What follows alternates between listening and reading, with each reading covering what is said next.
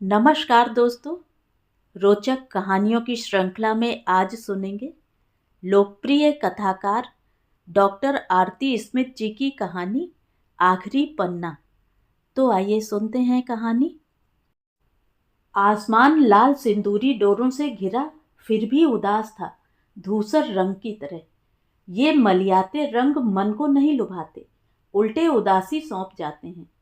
Balcony में पड़ी कुर्सी पर बैठ चाय की चुस्की लेते हुए उसने आसमान निहारा और फिर चाय के स्वाद में डूब गई।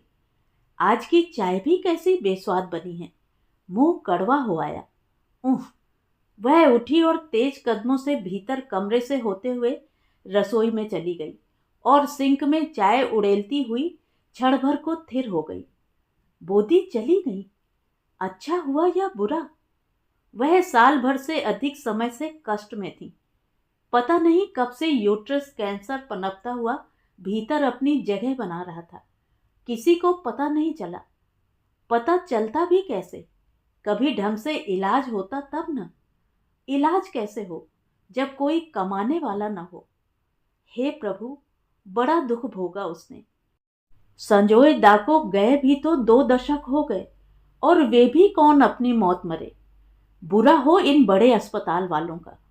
जनरल वार्ड के पेशेंट को आदमी समझते ही नहीं।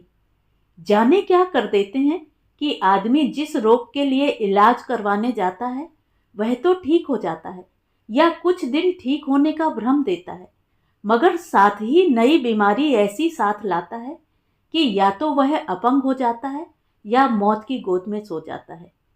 कुछ तो गड़बड़ होता है। पेशेंट घर आने के कुछ दिनों बाद इस तरह बीमार होता है। सुक्कू चौधरी का भी तो ऐसा ही हुआ। बेचारा सुक्कू चौधरी भरी जवानी में चला गया। उसके तो बच्चे भी छोटे छोटे हैं। उसने कमरे की बत्ती जलाई, पूजा का दीपक निकाला, घी की बाती डाली तो सामने बोदी दिखने लगी। वही तो संझा देती थी। ध्यान में बोदी और सजोए दाही घूमते रहे। कानों में स्वर गूंजा, काकी, हमारा बियाह होगा तो एक रोटी में से आधा हम खाएगा, आधा उसको खिलाएगा। हा हा हा। क्या सजोएदा, अभी तो आपका लिए कोई बहू भी नहीं देखा गया, अभी से आधी रोटी। कीर्ति ने चुटकी ली। सजोएदा सबसे हंसते बोलते तो सारे छोटे बच्चे उनके साथ मस्ती करते। और ऐसी ही मिली बोदी, निम्मी बोदी। सांवला रंग, छोटी आंखें देख काकी मां चिढ़ गई थी। बिजोए गोरा लारा और बहू। शादी का रंग चढ़ा तो खिलने लगा रंग, और हंसोड़ ऐसी कि कोई नाराज हो ही नहीं सकता। होना भी चाहे तो बोदी हंसा हंसा कर मना ले। जेठू खुश, जेठा माँ खुश, तापसदा खुश, और क्या चाहिए था। काम करने में बिजली सी फुर्ती। लाख तकलीफ हो, कभी किसी ने शिकन न देखी होगी। सजोयदा ने कई व्यापार शुरू किए, सब फेल। सुना था तापसदा खींचने लगे हैं अब। उस दिन सुन भी लिया। शादी का शौक और कमाने का अकल घास चरने गया। सब पूंजी बुड़ा दिया। कोई धन्ना सेठ है जो बैठकर उम्र भर खाएगा। और पास से गुजरती बोदी के चप्पल पांव ठिठक गए थे। तापसदा चुप नहीं हुए, बोलते ही गए। हमारा शादी नहीं हुआ, छोटे का हो गया, कोई बात नहीं, मगर ये तो कोई सोचता ही नहीं कि एक हम साला कमाने वाला। और बोदी पर नजर पड़ गई तो शब्द चबा गए। हट गई बोदी सामने से। आंखें गीली थी, होंठ थरथरा रहे थे। बबन पर नजर पड़ते ही बोली, दादा ठीक ही तो कहते हैं। बबन सजोयदा की शादी में होगा यही कोई 12-13 साल का, बोदी का दुलारा देवर। आप कहो सजोयदा को कि कुछ काम करें, नहीं तो आप छोड़कर चले जाने का बात बोलो। बबन, ए फिल्म नहीं है, आपका दादा को छोड़कर कहाँ जाए। और यह जो है आपका दोनों भतीजा, इसको कहाँ ले जाएं। अकेला होता तो कुछ सोचता भी। न चाहते हुए भी मुस्कुरा दी थी बोदी। सजोयदा सुस्त हुए जा रहे हैं बोदी। आप सबके ताने सहते और काम करते रहते हो। जेठा माँ से बोलो ना कि एक बार तापसदा से बात करें। क्या बात? डॉक्टर से दिखाने बोलो। सजोयदा ऐसा नहीं था, पता नहीं भीतर भीतर कुछ बीमारी हो। कीर्ति बोली, और उस दिन भूचाल आ गया। सजोय को ब्रेन ट्यूमर। रोखा करो स्वामी। जो कल ताने मारते थे सब प्रार्थना करने लगे। आनन फानन एमपी कोटे से एम्स में भर्ती कराया गया। तापसदा और बोधी साथ में गए। ऑपरेशन हो गया। दादा बच गए। 1 महीने बाद लौटे वे तो बोधी की झिझक खत्म हो चुकी थी, तापसदा की भी। अब क्या? बिजोय का बोली लड़खड़ाता है, चल भी नहीं पाता। अब तो पूरा जीवन वॉकर के साथ ही कटेगा लगता है। माँ बोली, बहू का रंग ढंग ठीक नहीं लगता। वो तो ऐसे मटकता है तापस को देखकर जैसे। तुम भी ना माँ, देखना सुनना एक दिन। कीर्ति को भी लगता है एक तुम ही अलादा है। और जेठा माँ को, उसको लगेगा भी तो कुछ बोलेगा क्या? सजोय धूप में बरांडा में बैठा चिल्लाता रहता है एक एक बात के लिए। बहू सुनता नहीं, आता भी है तो तमक कर जवाब देता है।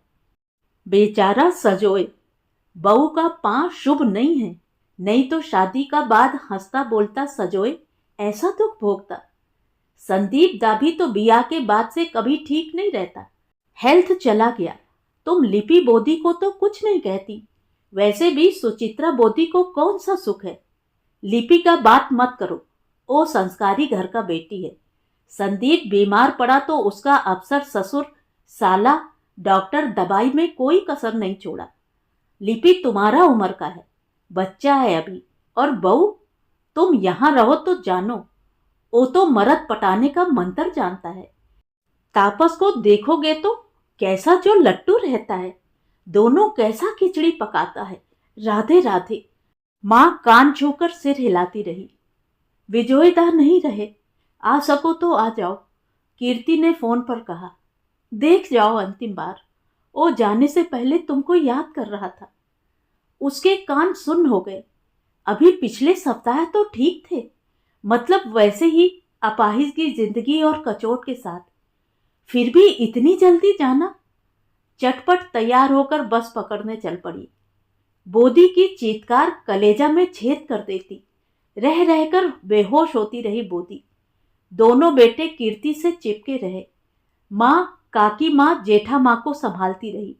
बोधी की माँ और बहनें बोधी को।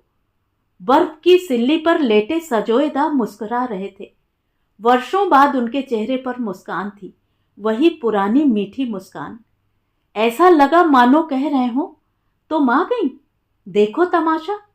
जब हम साफ नहीं बोल सकता था तब सब दुरदुराता था। मेरा जिंदगी नरक बन गया था, आज सब रो रहा है। तुम्हारा बोधी भी तो तंग हो रहा था। अब किसका भरोसा छोड़ गया? ए दोनों का क्या होगा? बोधी विलाप करती जाती। नौटंकी तो देखो, जैसे पहले सजोय पाल रहा था, है ना दूसरा पालने वाला, वश में तो कर रखा है।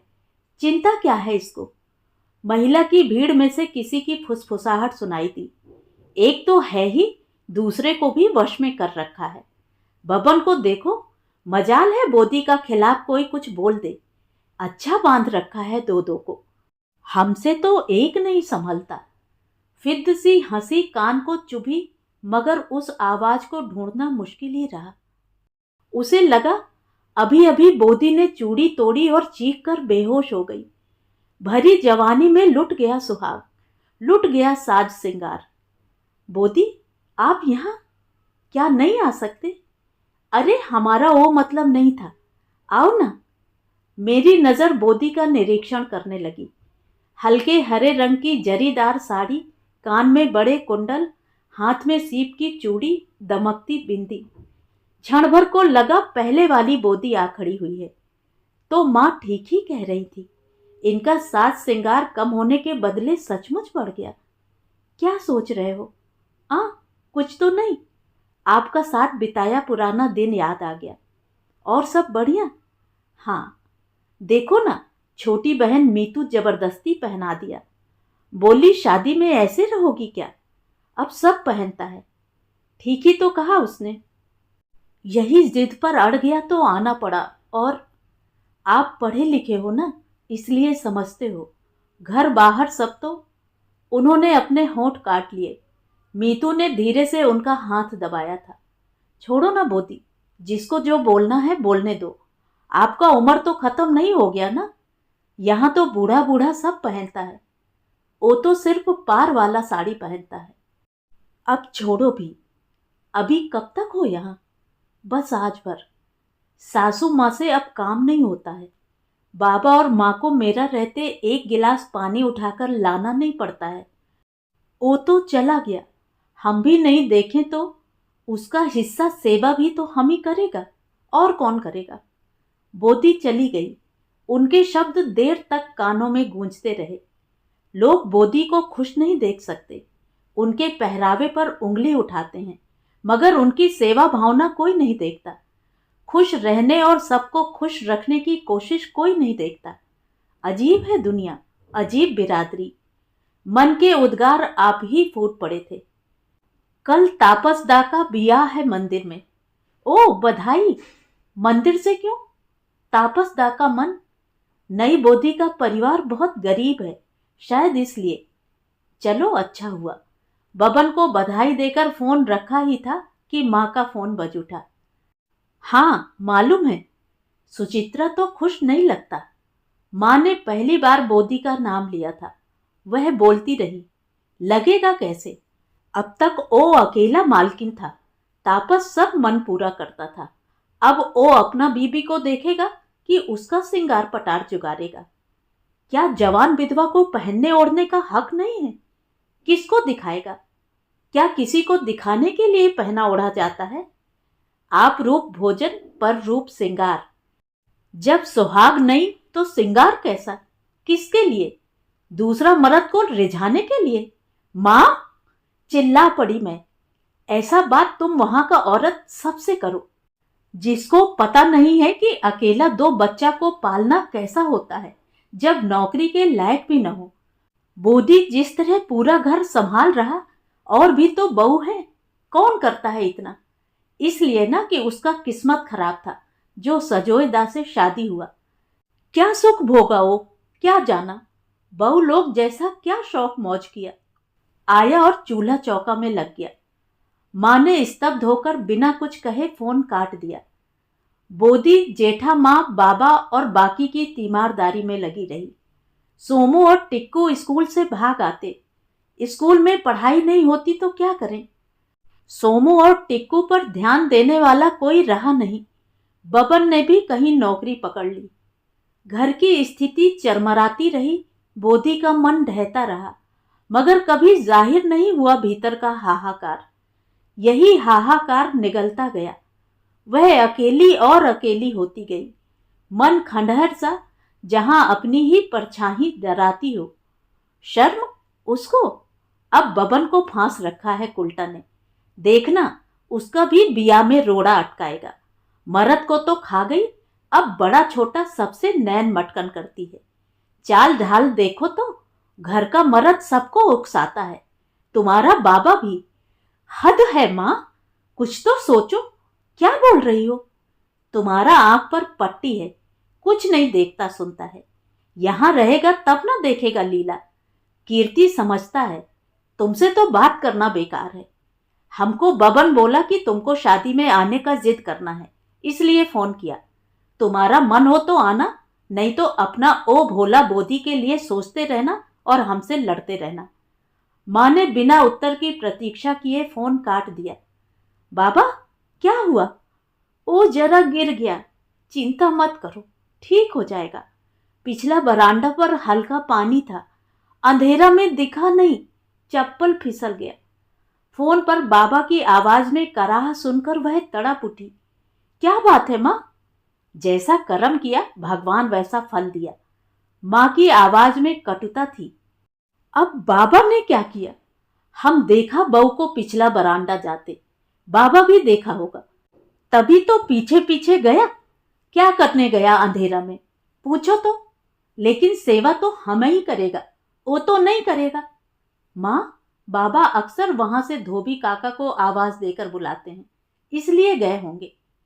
ऐसा कौन काम था जरूरी कि उसी समय जाना था? हमको मत सिखाओ ज्ञान। ससुर जेठ सबका फर्क भुला दिया। तुम अपना दुनिया देखो, छोड़ो यहाँ का बात। माँ की झल्लाहट और बोधी को गलत ठहराते ठहराते अब बाबा को भी गलत ठहराना कितना गलत है, माँ क्यों नहीं समझती? कैसे समझाऊं कि अपनी सुखी बगिया में शक की चिंगारी न फेंके? वह देर तक सोचती रह गई। बाबा चले गए। माँ रोई, अब ज्यादा रोती है। अब समझ आता है उसे, अब पछताती है।